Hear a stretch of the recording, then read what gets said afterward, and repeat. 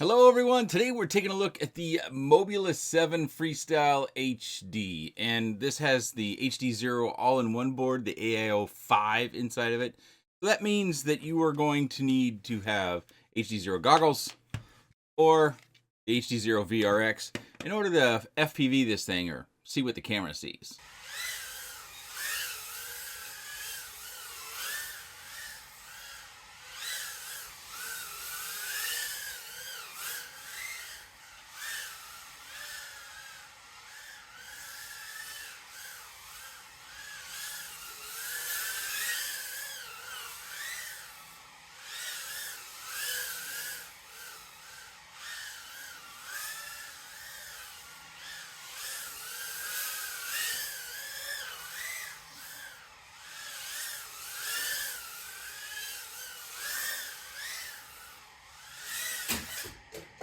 Not only does it have the AIO5 from HDZero, actually Happy Model makes it, but it includes the HDZero VTX. It has that Lux camera that has that super nice image that runs off a traditional wire rather than our MIPI cable that we've seen so much. The motors are the RS0802 25,000 kV motors. And on those motors are props, 40 millimeters, and they are tri-blades from HQ. Do note the motors have the 1.5 millimeter shaft, so they're much more durable than our traditional 1 millimeter shaft. They've added this little piece back here to keep the antenna out and away from the board, because they do find that that does have a great impact on either your video quality or your range link. It does come in Express LRS as we expect these days, and it does use a copper wire. The USB port is essentially flat to the battery tray, so you kind of want to be careful about stuffing big batteries in there. The battery connection is the G&B A30, which is BT20 compatible, and it does have that 180-degree turn. Also note there are no motor connectors, so replacing motors does require soldering. It does come with a spare camera mount, a spare set of props, a little tiny screwdriver, some extra screws, and a prop remover. If you want a good prop remover, get this little guy from Tiny Whoop. I'll link it down in the video description. I can't even remember its name. It comes in this cool little case.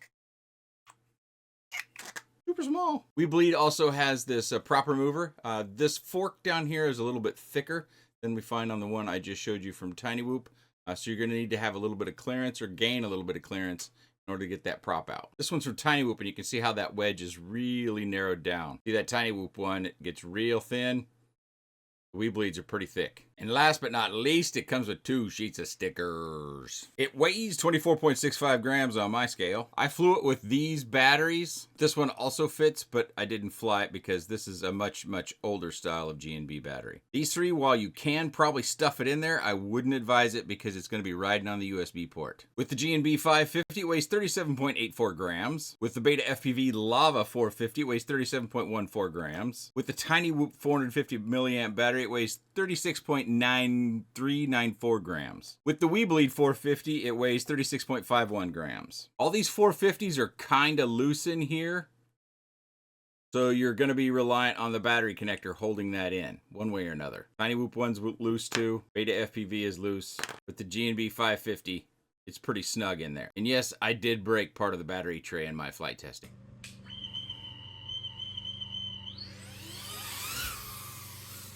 Of course, we're going to start off with the inside flight, which is my preferred flight. You can see we've got the, I think, did we have the Christmas tree out on the last? No, it would have been a while ago since the last Whoop or inside flight, I think. I kind of lose track of these things. But so 75 millimeter, if you're flying indoor, you're going to need to have more space. You know, it's slightly bigger. 65 to 75 millimeter isn't huge as far as measurement goes, but it feels a lot bigger in flight. That feeling of being bigger means that, you know, it has more thrust, it has larger props, it's not quite as small. And so I think if you're planning to fly this inside, you're going to need to have more space. It's going to be, if you want this sort of quad, it will fly more effectively outside than, say, a 65 millimeter. For the most part, I think that's true when it comes to these traditional Whoops. That, you know, they're going to be more. 75 millimeter is going to be more capable outside. 65 millimeter is going to be more friendly to more indoor spaces. Now, of course, you know, I live in the Midwest where real estate is cheap, and, you know, we bought our home 15 years ago, and this, you know, has an open floor plan, which was kind of somewhat the design in the 80s when it was built. So I'm very fortunate that I have a house that works well to fly. No, we didn't buy this house because I was looking to fly inside. I actually didn't start flying until I think it was about 5 years after we had bought the home. Of course, we've done some remodeling that some have seen over the years. But so you're going to get longer flight times, of course, with 75 millimeter because you can carry a larger battery. Although I'm going to have a video coming up about that. If you're a 65 millimeter lover and want more flight time, there's a video on the way on that. And and it's more efficient because you have larger props. Even though you're carrying more weight, as our props increase, that efficiency is relatively dramatic. Even flying the way I'm flying, we're going to find that this flight comes in. I got some flights flying like this coming up over the 4-minute mark. Not very often, but in this particular case, we're only going to have about, I think it's 340, 345, something like that by the time we get to the end of this flight. But as far as the indoor flight, some other things that, I mean, obviously you can see how it flies. I'm going to have a couple crashes, and I included this particular flight because as you see there with the crash, the camera shifts. And that answers the question is why I had the rubber band around the camera. Because I kept finding that with most of my crashes, the camera was shifting out of the camera holder. I was told way back when we had the original Mobula 6 Freestyle edition that the camera is pretty robust as far as landing on it, you know, the camera case. And I found that to be true. You know, we have hardwood floors in our house. We do have some throw rugs and stuff like that, but I've probably got 40 flights on this thing inside the house, and I didn't use any protection on the camera other than that rubber band just to kind of help it hold in. And even the rubber band wasn't a surefire way of keeping the camera up in the holster. I think even when I started this flight, it might have been a millimeter out, but I just don't think that the little flanges or fingers that they have on this is just enough to keep the camera in. And maybe that's a good thing, that the camera shifts rather than taking the full front, you know, kind of like a shock absorber shifts when you have a movement in the road, and it kind of protects your axle and the rest of your drivetrain. So maybe there's something to that. But I've also got an idea that I saw online that you can add some additional protection with a very small weight penalty. Okay, flight ended, camera not in its holster anymore, or holder, and 342, and our battery at 358. All right, I got an outside flight for us as well, thankfully. I think I missed, or I should have said in the inside flight, one of the downsides of this, of being more friendly for a wider array of flight skills, is the camera canopy or holder, whatever we want to call that, doesn't have any camera adjustment as far as angle that you can make natively. Now, you could, if you wanted more camera angle, you can add a little rubber O-ring or something to the front mount point of the camera holder, and that's going to, you know, pop up the camera a little bit and thus give you more angle. But as far as decreasing it goes, we're going to have to look for a print online in order to print something else that maybe is at, I don't know what this one's at, but I would say it's probably somewhere near 15 degrees. So if you wanted to go flat, or if you wanted to go 10 degrees, I mean, obviously we can see the whoops. So if we adjust our visual kind of cue when we're in the goggles, we can definitely slow this down. I did some cruising in the house, just kind of doing some flight testing, and I didn't find with my G&B 550 versus the Weebleed or the Tiny Whoop 450s that the flight times were that dramatic. But there was a little bit of a difference of about 20-25 seconds, and that was just kind of cruising around inside the house. And I was able to do that, but you know, you might want less camera angle, and if that's the case, then we gotta kind of have to look for a print and make it our own. And you know, especially print materials, if you print with something that's flexible, you could find in outside flights that doesn't work out due to jello or, you know, some other sort of camera issue. So something to keep in mind there. I think it's also important as we work through this to kind of, after we do crashes, we need to do kind of a check. I'm guilty of that after flying so much that I don't tend to give our quads a good once over, but you know, check your motors, make sure the screws are still all attached to them nice, fine, and well. Make sure that antenna and its little holder are still in place. You're not getting that antenna back over the AIO, so you get all the crispy image that you can. But I do really like this camera. For a whoop, this is the best camera. I mean, for a traditional 1S 65 and 75 millimeter whoops, this is the best camera I've seen. It has all sorts of image adjustments, and they have firmware that they're using to update the VTX, and I presume the camera as well. We can have our own sort of settings. I do wish it had a profile, but it doesn't have different profiles we can set. It's just where we can change the image settings. This is essentially the same image settings that I used in my review for the AIO5 and the Mobula 6 Freestyle HD. So they should all be the same, and thus the image should appear pretty much the same, except for, some time has passed and some season has passed. Oh, by the way, this was actually a really nice day. This was kind of going back in time a little bit, but it's windy. Something else to pay attention to, and maybe you heard it in the flight audio, which does not come natively with this HDZero setup. The flight audio in my videos come from a secondary cell phone camera, but it's 16 to 22 miles an hour on the wind. And I was pleasantly surprised at how well it handled the wind. Now, I do suspect that full brunt of that force of the 16 to 22 miles an hour is not hitting me or the backyard, because otherwise it would push us around a little bit. So I think that the direction that the wind's coming was of benefit to me this day. And it was 58 degrees as I come in for that very graceful landing. But as we sit there on the ground, battery a touch low, and 335 with several different punch outs during the course of that flight, and you can see a little bit more canopy in view there as well. So I talked about these batteries.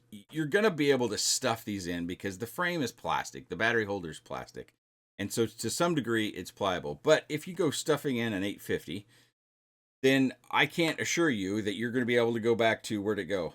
The 550, and the 550 is no longer loose, because essentially you're stretching this out, and that will change which batteries fit. The 750 is essentially the same thickness. You can see I can get it started in there, and then, well, the front part of my tray is broken, which we kind of covered, but that would need to go flat. I'm going to go ahead and shove it in here because the front part's broken, but I wanted to take a look. Hopefully you can see that there is a very, very slight bit of clearance there, but that means on every landing, if you come in flat when you crash, that there's potential, as I press on this, that it's going to be coming up and hitting on that connector, the USB connector. And if it's a moving, sliding sort of thing, we could have some shifting. So that's the one risk I see in this particular quad, outside of, it's a frame and I've broken it before. And for some reason, I seem to break these battery trays, these lower or upper supports, on not only the 65 millimeters, but the 75 millimeter frames as well.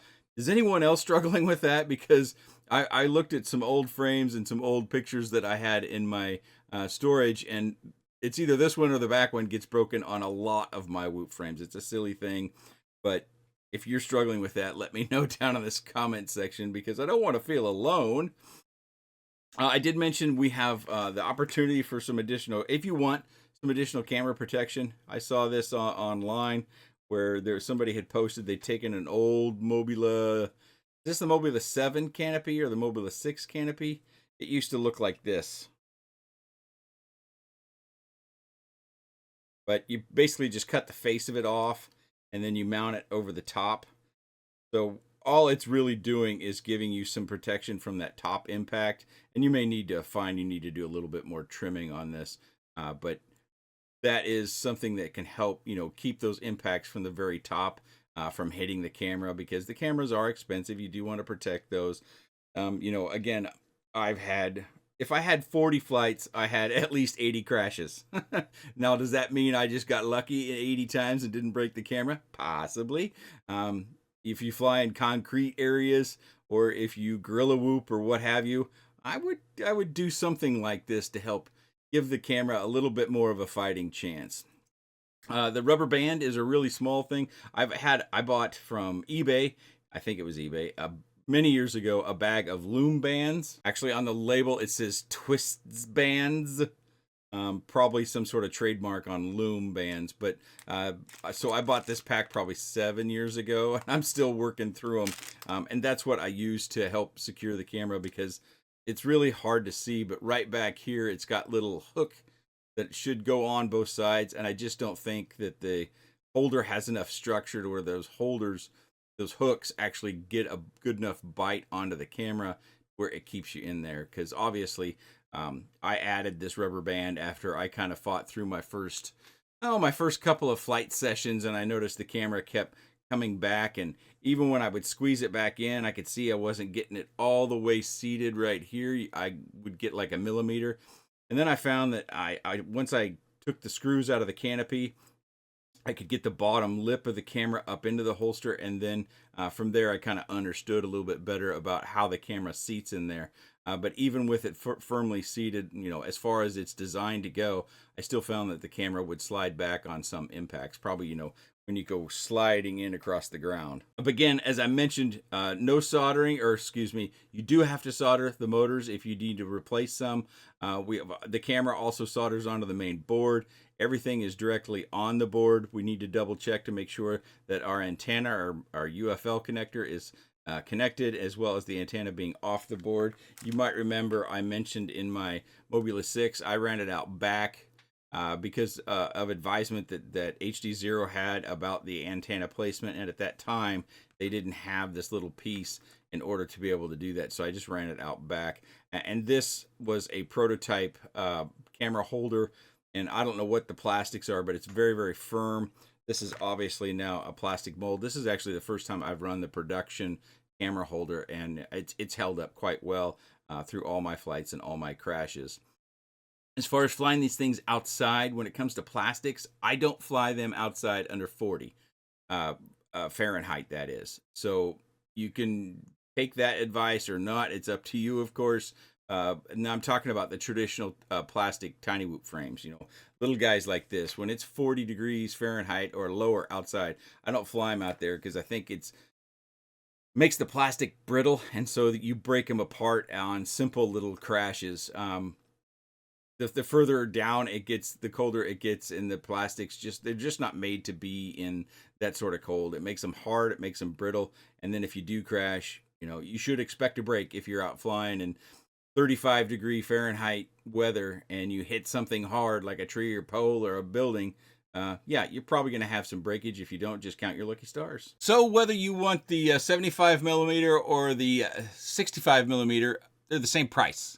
So you can pick which one fits you as a pilot better or fits your flying spaces. If you ask me which one, I will refer you back to earlier the narration in the inside flight.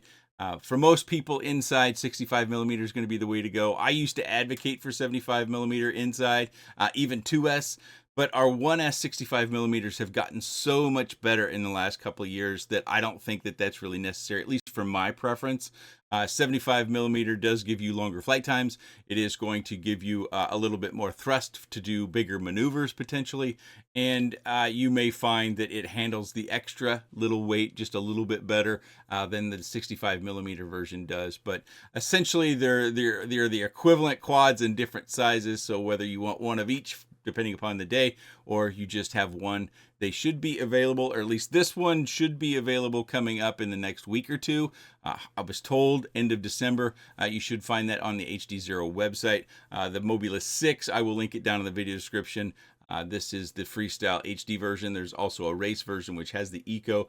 Both require HDZero FPV equipment in order to be able to FPV or see what the camera sees. I'll link those down in the video description down below. Those are going to be primarily, I believe, only available from HDZero, but if I find them at other shops, I will put the links, hopefully I remember, in the video description as well. And then, if you're interested in one of those, it'll be easy to just tap and go wherever you want to go. Some of those may be affiliate links. I don't know yet because they're not there. Some won't be because I'm not really tied to affiliate linking stuff. I use those when we can so that the channel can do things like giveaways and just pay for all the shipping, which I have a stack of boxes down here that'll be going to a shipper tomorrow because we just had a giveaway. If you have any comments, questions, suggestions, or otherwise about the Mobula 7 Freestyle HD, please let me know in the comments section below. I appreciate your time. And thanks for watching.